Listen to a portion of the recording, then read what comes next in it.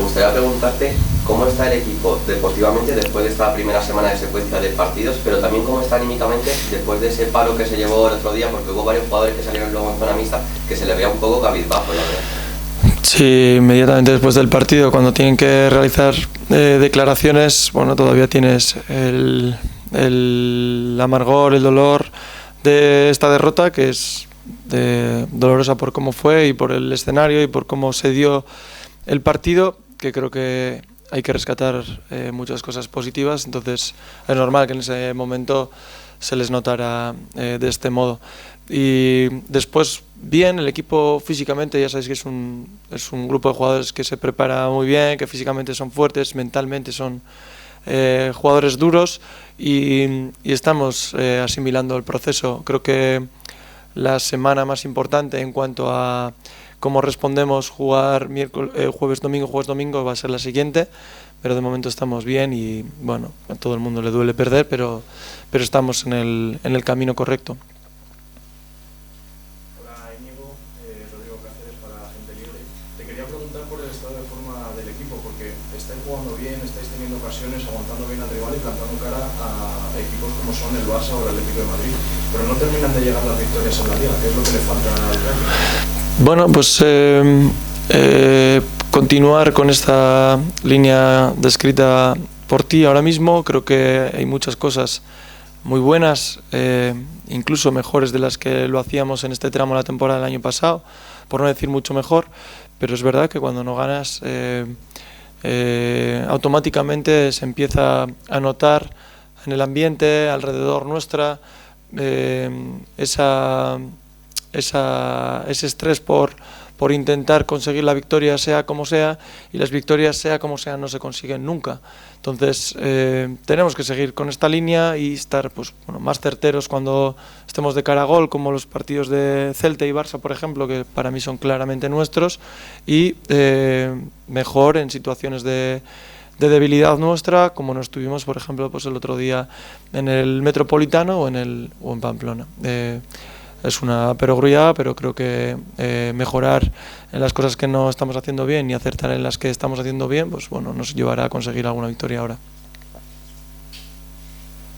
Aquí, mister, Mario Pérez para Nico Deportes. Lo que llevamos de temporada, el equipo todavía no conoce la victoria en casa, y mi pregunta es ¿cuál es la importancia de hacerse fuerte aquí en Vallecas, lo que otros años se ha llamado el Fortín de Vallecas, y sumar de 3 en 3, sobre todo este año que encima el equipo tiene competiciones europeas y más con el calendario tan apretado que viene en estas semanas? Siempre es muy positivo para un equipo que en su casa, con su afición, consigue lograr victorias, pero tiene, en mi opinión, más de emocional, más de romanticismo, más del momento que se vive a posteriori en Vallecas, que de importancia a nivel de consecución de objetivo. Como lo dije, el año pasado hicimos una de las mejores clasificaciones del Rayo en su historia, conseguimos entrar en Conference y sacamos más puntos fuera que en casa. Por lo tanto, este equipo que busco y que lo hemos encontrado, pero que seguimos queriendo mejorar, da igual el rival, da igual el escenario, da igual la propuesta del equipo al que enfrentemos, y tenemos que jugar del mismo modo y con la misma idea, debemos mantenerlo. Ojalá podamos conseguir el objetivo, y si es consiguiendo más puntos en casa que fuera, pues lo elijo. Si me das a elegir, oye, vas a conseguir 55 puntos, 46 puntos, ¿te dan el objetivo? Sí. ¿Qué prefieres, conseguirlos en casa o fuera? Todos en casa, absolutamente todos. Y que vengáis aquí y me hagáis preguntas de qué pasa que fuera no ganamos. Es una evidencia que celebrar con nuestra gente nos ilusiona mucho más. Pero aquí se trata de conseguir el objetivo y no podemos desdeñar los partidos de fuera de casa. Entonces, mañana tenemos la oportunidad de hacerlo en casa, conseguir una victoria que desde la primera vuelta no lo hemos hecho, desde la primera jornada, entonces lo vamos a intentar. Buenas, mister. Pablo Villa de Radio Marca. Ayer Almeida dijo en sala de prensa una frase que ha traído bastante cola en Sevilla, y es que el Sevilla en las temporadas pasadas ha jugado a la defensiva y ha estado cerca de bajar a segunda división. Él está tratando de proponer otra cosa. No sé cómo ves a este Sevilla y si crees que es uno de los equipos que más está cambiando en ese aspecto. lo que reconozco en el Sevilla de Almeida es una traslación directa del mensaje que él traslada en rueda de prensa a lo que se ve en el campo. Es decir, cuando uno analiza y ve que eso ocurre, es una parte positiva para el entrenador, un punto muy a destacar, y veo un mensaje de que quiere mantener una presión alta, una agresividad, que los jugadores sean valientes, que no solo es fútbol, que hay otras cosas más importantes, y ese mensaje creo que ha calado y lo veo en el dinamismo, en la, como decía antes, en la agresividad, tanto para defender como para atacar. Veo un equipo que ha sido contagiado por el mensaje de su entrenador y mañana no espero otra cosa que no sea un equipo en estos términos. Entonces no sé si es mejor que lo anterior o si va a dar para conseguir sus objetivos como club, pero lo que sí veo que es un equipo que actualmente, más allá de victorias, derrotas, si juega mejor o peor, es un equipo muy peligroso al que enfrentamos mañana. Hola, Jonay Antón de Offsider. Relacionado con la pregunta que ha hecho Pablo, bueno, es que tú y Almeida podéis tener muchas similitudes porque hay una figura en común que es el Loco Bielsa, que en su momento os marcó a los dos. A la hora de analizarlo, te ha recordado muchos conceptos tácticos del Loco, por ejemplo, como el otro día que hizo un cambio, se quedaron con 10 y aún así fueron a por el partido, ¿no? Y por último, en este mes hemos tenido una temporada corta, pero parece que por lo vivido ha sido una temporada de varios meses en vez de un mes. ¿Tú qué has aprendido en este mes como entrenador con todos los sucesos de Europa, en los contextos extradeportivos, lo que se viene ahora? ¿Qué has aprendido? Bueno, empezando por la primera, sí que veo una relación directa entre lo que veo del Sevilla de Almeida y mensajes e ideas que Marcelo Bielsa nos trasladaba.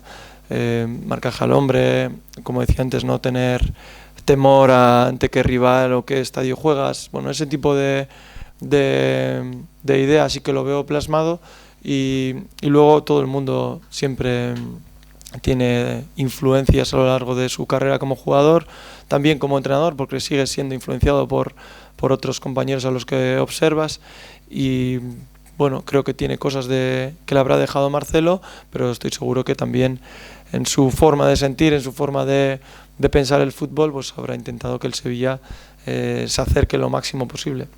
Después, sobre este mes, yo desde que estoy en el Rayo Vallecano, de segundo entrenador y de primer entrenador, lo que me quedo, lo que intento extraer para mí es que esto que se dice siempre de enfocarse solo en una cosa, en lo importante que es el fútbol, en conseguir el objetivo, intentar desechar aquello que no te acerca al objetivo.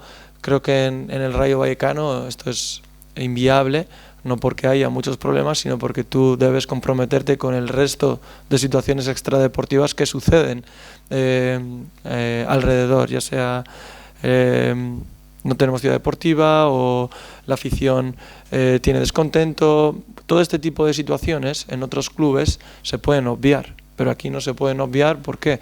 Porque somos diferentes por la gente que nos acompaña de manera incondicional, que he repetido alguna vez, que hay aficiones muy buenas en España, son muy buenas, pero son diferentes. El grado de no queja, no excusa, de incondicionalidad de la afición del Rayo Vallecano es diferencial. Entonces, cuando tú tienes que afrontar, aparte de la labor profesional, tienes que abordar otros temas, tú debes implicarte. Yo no puedo decir, me voy a enfocar solo en lo deportivo. Entonces, este mes me ha servido para gestionarme a mí mismo, gestionar la labor profesional, intentar tener diálogo, intentar expresarme, intentar decir que a veces estoy bien, que a veces estoy mal, y de este modo ser capaz de dirigir diferentes frentes. Luego está el análisis de la gente que observáis, si lo consigue, si no lo consigue, si ayuda, si no ayuda, o si va a lograr el objetivo, si el Rayo está en el camino. Pero en este mes me quedo con que en este club es diferente las formas de hacer cosas del entrenador y es una opinión particular, no debe ser extensible a los demás. ¿Qué tal, míster? Pablo Brito para la Popular Sport. En el partido anterior mencionaste sobre todo la importancia de las no pérdidas de balón en zonas comprometidas y la importancia y prudencia con los centros laterales. ¿qué cosa debería tener el Rayo en cuenta mañana contra el Sevilla? El otro día cuando comenté estas dos cosas, estas dos situaciones que se dan en el partido, dije después que comentar esto y comentar que todo es importante era lo mismo, y hacía referencia a que hoy en día el fútbol, si ponéis partidos cualquiera que se jueguen en cualquier liga, incluso en cualquier categoría, la pérdida de balón y la posterior transición genera muchísimos goles, porque cada vez al fútbol se juega más rápido, entonces pasas de poseer el balón a no tenerla y defender en tu área en instantes, y aderezado por el campo que tenemos nosotros, que todo sucede muy rápido y las distancias son más cortas. Entonces mañana volverá a ser importante para el devenir del resultado que nosotros controlemos nuestras pérdidas, la posesión del balón, dónde jugamos, dónde quieren ellos llevarnos, para que cuando se produzca una pérdida estemos bien colocados, bien posicionados para poder defenderla. Y luego es una evidencia, no porque lo diga yo aquí, ahora el Sevilla va a decir, esto no domina el Rayo Vallecano, que estamos sufriendo los centros laterales. Lo dije antes del partido de Atlético Madrid y volvimos a sufrir 2 goles. No nos tiene que importar decir en que no somos tan bonitos, y sí aplicarnos para poder corregirlo y que eso no nos cueste goles, porque hay otras muchas facetas del juego que el equipo hace muy bien. Es verdad que después de una temporada de tanto éxito como la pasada, hablabas ahora que el equipo está haciendo las cosas incluso mejor, pero no están saliendo los resultados. Hablabas de estrés. ¿Cómo se le puede aislar al futbolista de que no se estrese, de que no se genere esa ansiedad de pensar en el calendario a largo plazo, en la clasificación, y se centre solo en el segundo? Creo que de momento no hay estrés, o por lo menos en el grupo que me toca manejar. Creo que ellos son listos, son inteligentes, y el jugador sabe cuando está jugando bien o cuando no está jugando bien. Hablo a nivel colectivo, también a nivel individual, por supuesto, pero generalmente siempre buscan alguna excusa para opacarlo. Entonces no veo estrés. Creo que mi mensaje es que estamos bien, estamos haciendo cosas muy bien, no estamos ganando. Son dos realidades, y ellos creo que de momento están en este mismo pensamiento. Si esto se extiende en el tiempo, permanecemos sin ganar, sin obtener resultados, es normal que aparezca el estrés. No podemos decir, no, venga, vamos a seguir todos muy bien. Y no, hay un estrés que sale innato, que nos alerta de algo, y lo importante es manejarlo. ¿Cómo entiendo yo como entrenador, cuando he sido jugador, que se maneja el estrés? Siendo muy valiente. Es decir, una idea que nos ha traído a conseguir estar en Europa el año pasado, no la puedes abandonar porque ahora por el camino no te funciona. Que tienes que mutar, que tienes que añadir matices porque hay jugadores nuevos, han ido otros, los equipos te conocen, por supuesto, pero eso creo que es perteneciente a la táctica y en eso está el cuerpo técnico. Pero sobre cómo manejar situaciones de ansiedad o estrés cuando no vienen los resultados, permanecer en un plan, en un estilo, en una idea que te ha hecho exitoso y que volverá a hacerlo siempre y cuando te mantengas férreo y siempre y cuando el cuerpo técnico te ayude a ver qué cosas han variado y qué cosas podemos añadirnos. Maite Martín, buenos días, míster. La primera pregunta sería ¿cómo está el equipo en cuanto a bajas? Si ha habido con esta carga de partidos alguna novedad, también saber cómo está Anteca, cómo ha sido la evolución de Luis Felipe. Y la segunda sería personalizar en Álvaro, que ha conseguido ya una cifra histórica y está a punto de conseguir otra más si cabe. Entonces, preguntarte qué importancia tiene también para el equipo. Bueno, las situaciones de lesión no han variado. Tanto Randy como Luis siguen en su periodo de recuperación, que como dije el otro día, veremos cuánto les lleva, pero todavía no hay un plazo concreto para deciros aquí. Y el otro día, por ejemplo, Jorge de Frutos no participó, como decía, acarreaba durante todas las semanas unas molestias que ya le hicieron perderse algún entrenamiento pre-partido contra el Celta, y Jorge de Frutos ha ido a la selección, está en un momento ideal de forma, pero ya lo dije aquí, y lo dije aquí pensando en él y no os lo podía decir, pero hay que cuidar a los jugadores. No podemos, en pos de un resultado o imaginando que un jugador puede acercarnos a ese resultado, jugar con su salud. El jugador siempre quiere jugar, Jorge siempre quiere jugar, Óscar Valentín jugó el otro día de titular previo a un periodo febril justo esa mañana. Todos van para adelante. Aquí tengo un grupo que nadie va a frenar y eso es una ventaja, pero hay que gestionarlo bien porque muchas veces ese ímpetu te juega malas pasadas y de perderlo un partido o unos minutos, pues puedes perderlo 3 o 4 semanas y entonces eso sería una mala gestión por parte del entrenador. Así que el resto de jugadores aparecen dolores, tienen molestias, pero a priori quitando Luis Felipe y Randy, el resto están disponibles para mañana. Me gustaría preguntarte concretamente por 2 jugadores que el otro día debutaron como titulares en la Liga. Uno fue Alemão, me gustaría ver cómo le viste los primeros minutos y cómo en un escenario tan difícil. Y lo mismo digo para Joshua Bertrus, que también debutó en el Sadar, que tuvo minutos partiendo casi de inicio por la lesión de Luis Felipe. Sí que es verdad que contra el Celta se quedó sin jugar porque jugó Patetis, pero el otro día se le vio de menos a más, bajando al final un buen partido. Sí, a ver, por partes, Joshua, igual que otros jugadores que tenemos en plantilla, son jugadores que tienen una proyección muy alta. Cuando uno imagina su nivel dentro de unos meses, se lo imagina rindiendo a un nivel muy alto, con una edad muy joven, con una predisposición a la mejora, como he visto en pocos jugadores, y eso le va a hacer jugar bien en primera división, evolucionar y ser un jugador, para mí, muy importante, es mi opinión. Pero, ¿qué sucede? Que este chico hace 2 años jugaba en Primera Federación, el año pasado jugó muy bien en Segunda División y ahora está adaptándose a la Primera División. El año pasado, si lo recordáis, me preguntabais mucho por Pedro Díaz. Al principio de la temporada, cuando no participaba, yo imagino a los jugadores progresando y avanzando. Entonces, si hay un entrenador que pone a Pedro Díaz el año pasado y se equivoca, probablemente no hubiésemos visto esa evolución. Y esto no es una medalla para mí, pero es un proceso que suelen seguir los jugadores jóvenes que tienen nivel. Y con Joshua tenemos que pasar por este tramo en el que va a cometer errores propios de la juventud, propios de adaptarse a una liga nueva, propios de adaptarse a un equipo nuevo y propios del nivel del equipo que enfrenta. Cuando los vaya solventando, tendremos un jugador que tiene 21 años, muy fiable y que seguramente pues, disfrutaremos muchos años de él. Entonces, este es el ejemplo de Joshua, extensible a algún otro jugador que tenemos en la plantilla. Y sobre Alemão, es difícil llegar al Rayo, que tenemos muchos matices tácticos, jugar en el Metropolitano,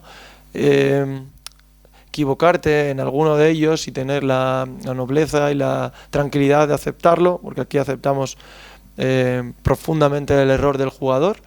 Y yo dentro de ese escenario me gustó lo que vi, creo que va a mejorar. No es el mismo caso que Joshua porque es un jugador más experimentado, pero en el proceso de avance y de mejora está en el mismo tramo. Entonces, todo lo que sea ayuda por parte del cuerpo técnico, de los jugadores por supuesto, y que vayan pasando partidos y experiencias, les va a hacer coger más nivel y que podamos ver mejores versiones suyas.